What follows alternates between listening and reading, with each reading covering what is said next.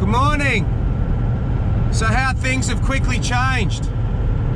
We were supposed to be loading the Hilux up onto the trailer and heading north in a few days. But ugly COVID has struck again. So we're not allowed to cross the borders. My concern is that Sydney's going to get locked down and we won't be able to leave our suburbs. So what do we got? It's 3 o'clock. I'm going to go in and get a truck full of firewood. School holidays coming up, so at least we'll have firewood at home for the fireplace. Feels a bit weird sitting on $1.10 with nothing hooked up to the tow ball. I was just going to say, clear night, quite a big moon. Not so cold at 12 degrees. Perfect conditions, but there's the rain. Haven't wheeled the big girl in a while either. Opportunity arises to use the rear locker since the build we did with Brian, and it's all working. We'll throw the front one in here. Yeah, all good. Both lockers are working. So we'll come out of here, go home, get the kids to school. And what I'm gonna do, I'm gonna take the day off and get that 80 series front center in the Bullet, get it up on the trailer and get it over to Adams. So we've got Cooma now in 4 weeks, all going well, and if we're all allowed to travel. We're gonna get the high steer and the roughs in it, get the shock hoops in it, get the taxi rail in it for the harnesses. So there's a bit to do. It's a real shame we couldn't get to Queensland. I was really looking forward to that round up there at Rocket.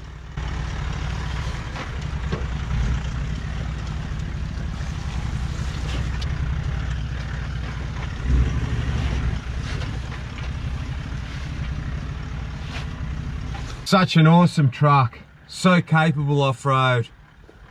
Powerful on-road, comfortable, so well geared off-road, even on 35s.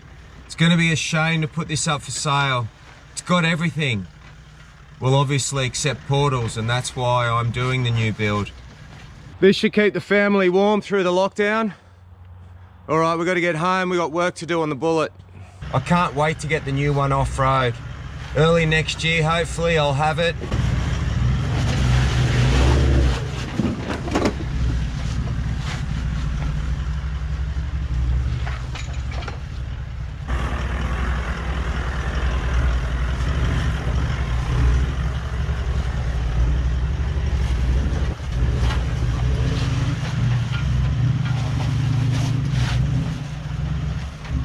Obviously here with the sway bar on, I have lost a little bit of down travel. I wasn't sure with all the extra weight if I was gonna struggle coming up the inclines coming out of here.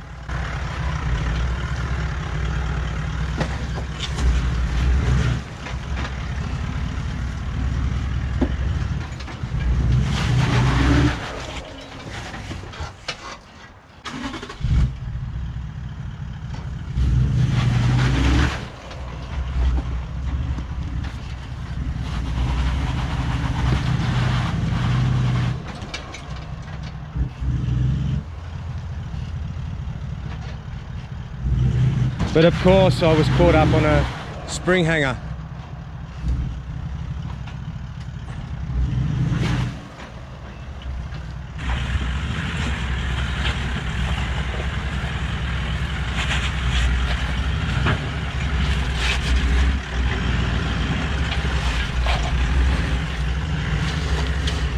Time has come for the high pinion front. So let's start unbolting everything, find out the damage. I'm expecting there to be a lot of metal in here.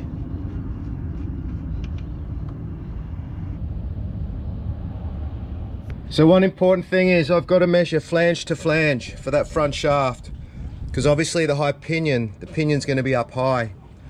We need to make sure that this shaft's going to be okay. Size here of 725 flange to flange. So when it's high pinion, it'll be less of an angle, which is a lot better. Lighter than a transfer. So I undid all the 12mm nuts, and I expected this center to just pop out like every other center that I've experienced. I struggled for over 20 minutes. I thought to myself I was going to have to get the 9-inch grinder out and start cutting the crown wheel. something must have happened when it broke, and it's distorted the crown wheel. I just physically couldn't pull it out. I tried prying it with a crowbar. That's it. Eventually that's what got it out, but I'd never had this happen to me before, and I was quietly worried that I wasn't going to be able to get the new one in.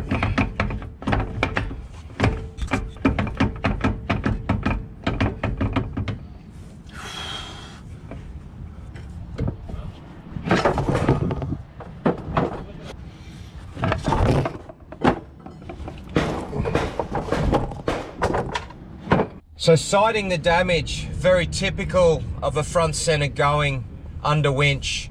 Winch pulling you down and you trying to drive up. It was a failure. Significant carnage. So once the center was out, I was still bewildered to where the teeth were. So I stuck a magnet inside and I pulled out one of the bigger teeth. All right, it's in. And the flange to flange size, it's about 10 mil less, 15 mil less. So what we'll do, because we're pushing the front diff forward 80 mil, we'll just bolt this shaft back in for now, get it to Adam so we can start the high steer. But if we weren't doing that, I would have to shorten the shaft 15, 20 mil. Look at all that extra ground clearance too. And way less of an angle, that front shaft now. So both seals failed again, both trail gear seals failed. So I'm going to clearance the ball a little bit more so that when I feed the CV into the bell, I'm not putting a lot of pressure on that axle seal. Back to a genuine seal. Got a socket that's just bigger than the seal.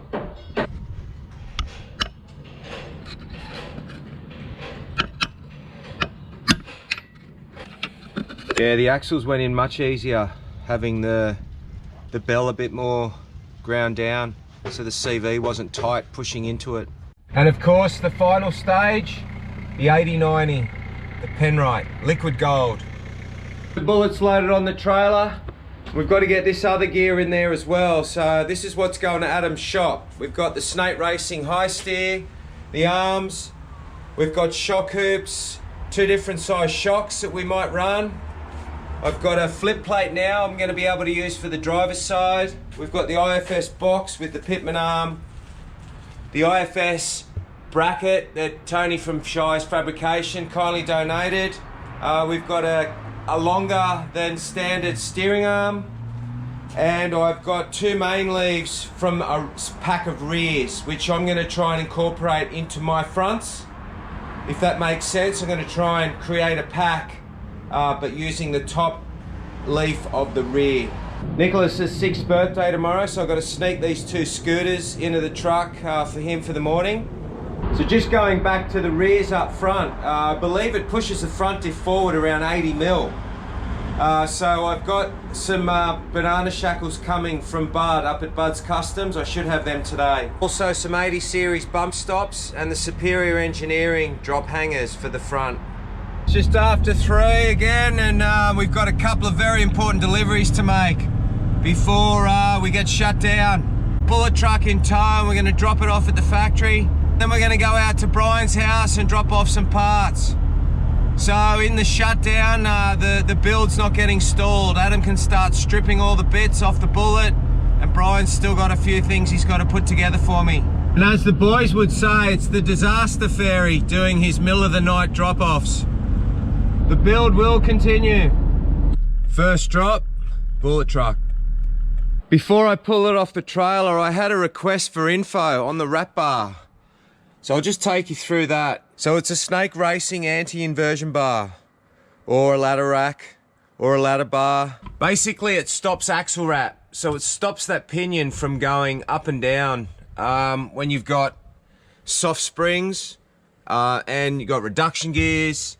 And when you're climbing, the pinion does want to move around a bit. So it's a bar that fixes in 2 spots to the bracket I just showed you that's welded to the housing.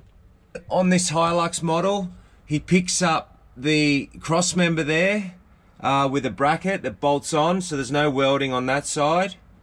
It's got like a shackle that moves back and forward, and then that bottom bar there is on a bracket that's bolted to the main bar.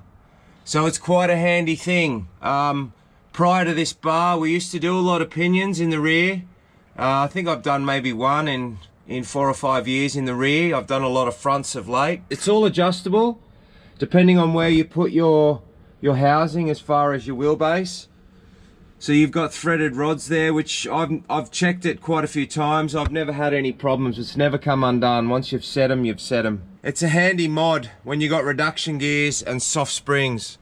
Have a look at the carnage on that slip joint.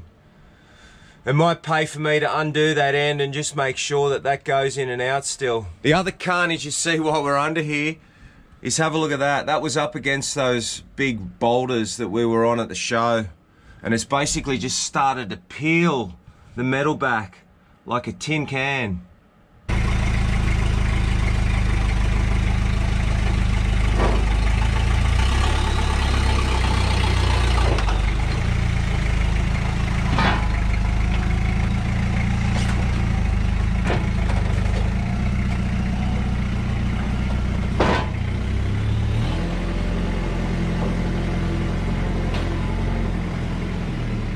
We'll be doing a lot of videos of the modifications that Adam's going to do here.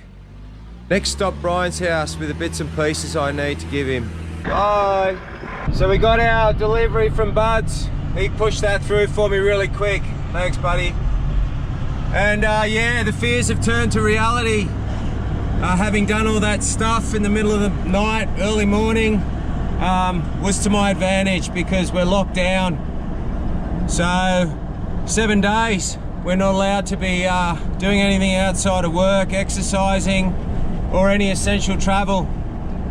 Not a bad spot to be locked down, but beginning of the school holidays, Nicholas's birthday tomorrow. It's a little bit unfortunate. So there won't be any work done on Bullet on my behalf. Hopefully Adam takes photos. So I guess for 7 days, I've got the 4Runner at home and it needs the IFS hubs put on. They're on their way down from Tony's Shire Fabrications. We'll get you another video one way or another. I'm not sure what it'll be about. I hope you enjoyed this one. And as always, thanks for watching. Keep safe as well.